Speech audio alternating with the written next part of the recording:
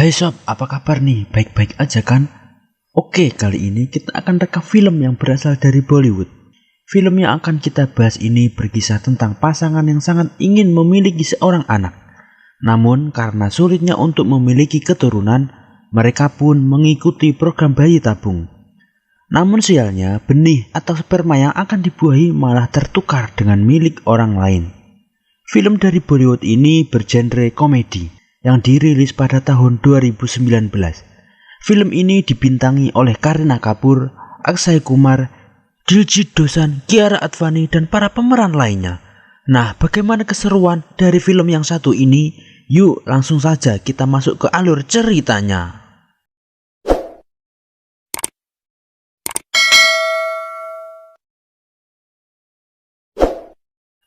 Karakter bernama Fahrun Batra. Dia adalah CEO di showroom mobil yang ada di Mumbai.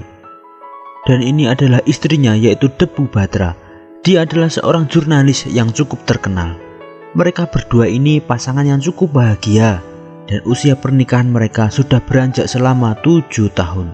Setiap orang tentu ingin memiliki keturunan secara gen, namun tidak semua orang mudah mendapatkan kesempatan untuk hamil.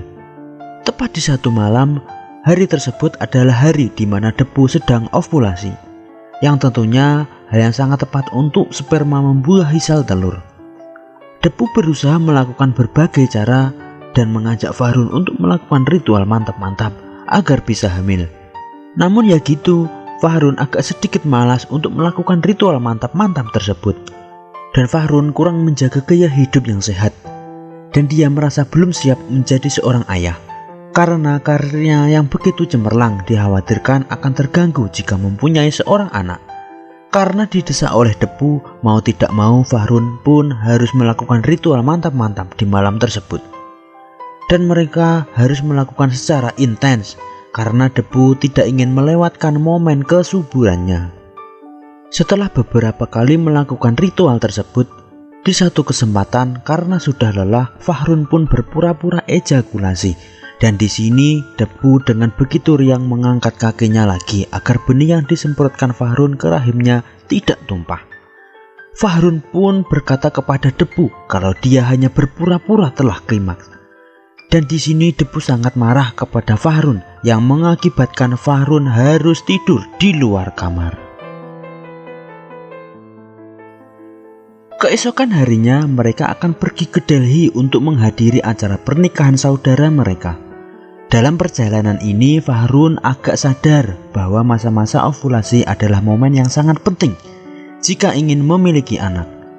Karena tidak ingin melewatkan momen tersebut, terpaksa melakukan ritual mantap-mantap di dalam toilet pesawat. Ketika mereka telah sampai di acara pernikahan, sangat banyak yang bertanya kepada mereka tentang kapan memiliki seorang anak. Tentunya mereka berdua sangat pusing jika harus ditanyai hal seperti itu secara terus-menerus. Fahrun pun menerima saran dari saudara perempuannya yaitu Rika dan saudara iparnya yaitu Vivek untuk bertemu dokter spesialis terkenal yaitu Dr. Anand dan Dr. Joshi. Dia menyarankan mereka untuk mengikuti program bayi tabung, teknik kesuburan yang akan meningkatkan peluang mereka untuk memiliki anak.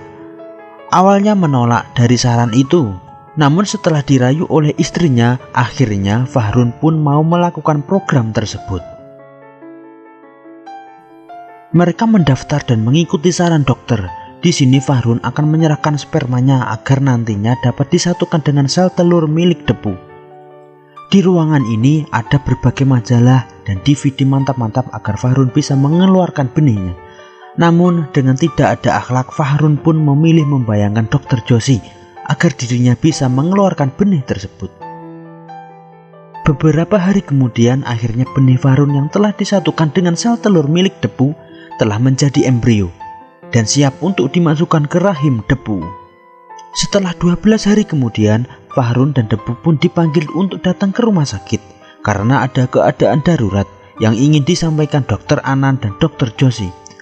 Pada tahap ini, aku bertemu dengan keluarga Batra yang lainnya yaitu Hani Batra dan Monica Batra.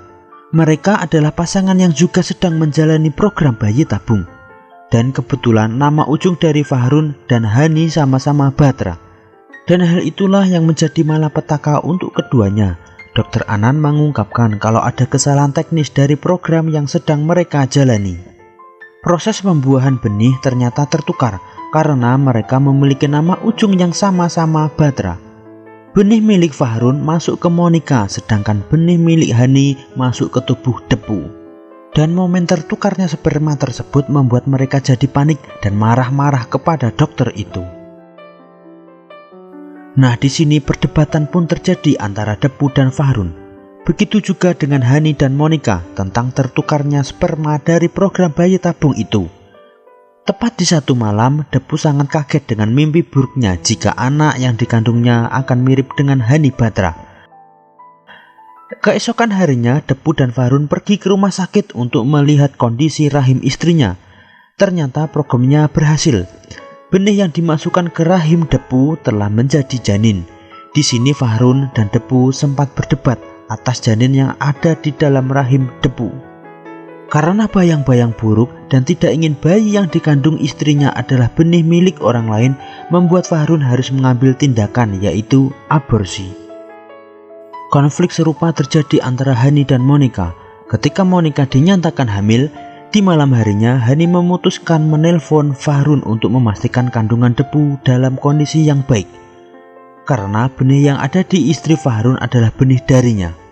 Di sini Fahrun tidak suka dari pertanyaan Hani, karena janin yang tumbuh di janin istrinya adalah milik Hani. Fahrun pun berkata kasar kepada Hani dan berencana akan menggagalkan proses bayi tabungnya. Mendengar hal itu membuat Hani bertekad ingin pindah ke apartemen dekat dengan milik Fahrun agar bisa memantau keadaan janin yang dikandung oleh Depu. Tepat di hari Fahrun dan Depu akan menggugurkan bayi yang dikandungnya, di sini dokter memperlihatkan kondisi bayi yang sangat sehat kepada Depu dan jantung bayi yang telah berdetak. Karena melihat kondisi tersebut, akhirnya Depu tidak tega menghabisi janin yang tidak bersalah itu. Depu pun berkata ia tidak ada hak untuk membunuh makhluk yang baru saja menghuni rahimnya. Ia pun berkata kepada dokter bahwa ia ingin proses kehamilannya berjalan dengan lancar. Keesokan harinya, Hani dan Monica mendatangi apartemen milik Fahrun dan Depu. Di sini niat Hani hanya ingin memastikan kondisi kehamilan yang dikandung Depu dalam keadaan yang baik-baik saja.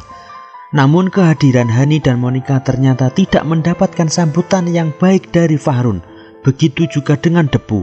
Akhirnya Hani dan Monica pun diusir dari rumah itu. Di sini Hani dan Monica benar-benar akan pindah tepat di atas apartemen milik Fahrun. Dan hal tersebut membuat Fahrun dan Depu benar-benar sangat stres karena orang yang tidak mereka sukai akan masuk ke dalam kehidupan mereka. Seiring berjalannya waktu dengan perkembangan usia kandungan, Fahrun dan Depu merasa tidak nyaman terhadap kehadiran Hani dan Monica. Terutama pada 6 bulan pertama di usia kehamilan, mereka begitu amat sangat terganggu dengan kehadiran mereka berdua. Hal tersebut mencapai titik di mana mereka akhirnya saling membenci dengan kontrak satu sama lain yang mereka buat atas anak-anak yang sedang dikandung. Namun akhirnya kontrak itu tidak disepakati dari keduanya. Selama pemeriksaan rutin di rumah sakit pada bulan ke-7 kehamilan, di sini dokter menyarankan Depu untuk mencoba berinteraksi dengan Monica. Walau benih yang mereka kandung adalah benih yang bukan dari suami mereka masing-masing, penting untuk saling bersosialisasi satu sama lain. Menyadari bahwa ia perlu memahami situasi yang dilibatkan mereka berempat, Depu meminta Monica untuk jalan-jalan bersama. Di sini mereka berbincang-bincang mengenai keadaan kandungan masing-masing. Menurut Depu, perempuan hamil itu rentan stres, tetapi hal itu tidak terlihat dari raut wajah Monica, seolah-olah semuanya baik-baik saja. Namun jauh di dalam lubuk hatinya ternyata Monica mengakui ia jauh lebih stres dari apa yang dia rasakan. Karena ia sendirian di apartemen dan tidak melakukan aktivitas yang berarti. Belum lagi kurangnya perhatian dari suaminya, di mana suaminya malah lebih mengkhawatirkan kondisi kandungan Depu. Di sini Depu menaruh rasa simpati kepada Monica ketika tahu bagaimana perjuangan Monica selama 6 tahun untuk bisa memiliki seorang anak dari darah dagingnya sendiri. dan pernah 2 kali mengalami keguguran. Dari nongkrong bersama itulah akhirnya Depu dan Monica memiliki hubungan yang baik. Sementara itu, karena lelah dengan pertikaian yang terjadi, akhirnya Fahrun dan Hani pun nongkrong bersama di sebuah bar. Mereka sempat berdamai sejenak, sampai akhirnya Hani menyatakan keprihatinan atas komitmen pekerjaan Depu yang menurutnya akan berdampak negatif pada pertumbuhan anak di dalam kandungannya. Fahrun pun marah kepada Hani, pertengkaran antara keduanya pun terjadi. Hingga titik di mana Fahrun meninggalkan Hani di kafe tersebut. Di sini manajer kafe berusaha untuk mengusir Hani, namun dia menolak dan akhirnya Hani pun ditangkap oleh polisi. Di malam itu Monica menggedor pintu apartemen milik Fahrun dan Depu. Ia merasakan mulas yang tidak tertahankan.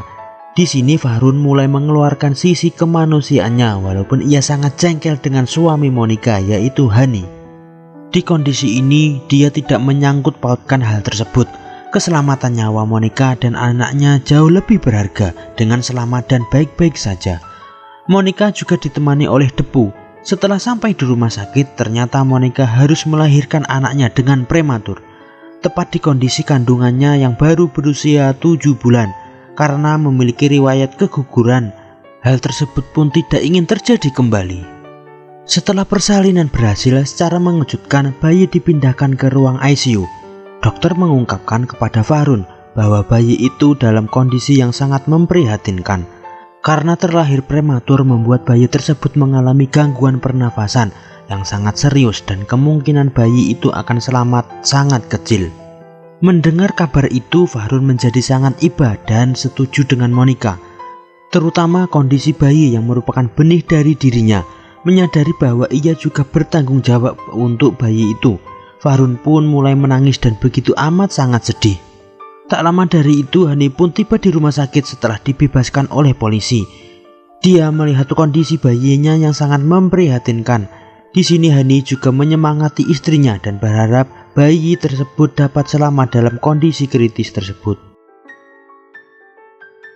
Ketika Fahrun pulang ke rumah, dia mulai sadar bahwa kondisi kesehatan janin yang ada di rahim istrinya begitu sangat penting. Terlepas bayi siapa yang ada di dalam kandungan tersebut, dia pun menangis dan menyadari kesalahannya kepada Depu selama ini. Karena awalnya Fahrun tidak memperdulikan janin yang ada di kandungan Depu. Selama hampir beberapa minggu, kedua pasangan berdoa untuk kesembuhan bayi itu. Di sini Monica juga dirawat oleh Depu. Hari pun berganti hari, doa demi doa, apapun mereka panjatkan untuk kesembuhan bayi itu, dan akhirnya bayi itu selamat dari gangguan pernafasan setelah operasi dan perawatan yang cukup lama. Di sini baik Fahrun maupun Hani, kedua pasangan ini sangat bahagia atas kesembuhan dari bayi tersebut. 2 bulan setelah kejadian itu, usia kehamilan Depu akhirnya mencapai 9 bulan penuh. Depu juga berhasil melahirkan dan kondisi bayi mereka dalam keadaan yang sangat sehat.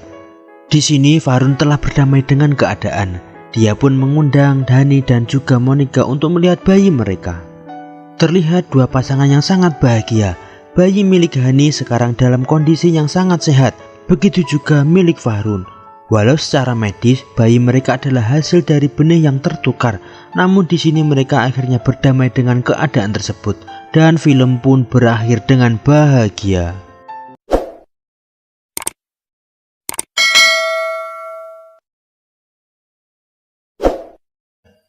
Nah, itu tadi adalah rekap dari film yang berjudul Good News. Dari segi alur cerita, film ini menarik untuk ditonton dan cukup direkomendasikan buat kalian. Dan tonton juga film ini secara langsung. Jadi buat kalian yang suka dengan alur cerita film ini, tinggalkan juga pendapat kalian di kolom komentar ya. Lebih dan kurangnya mohon maaf dan sampai jumpa pada video selanjutnya.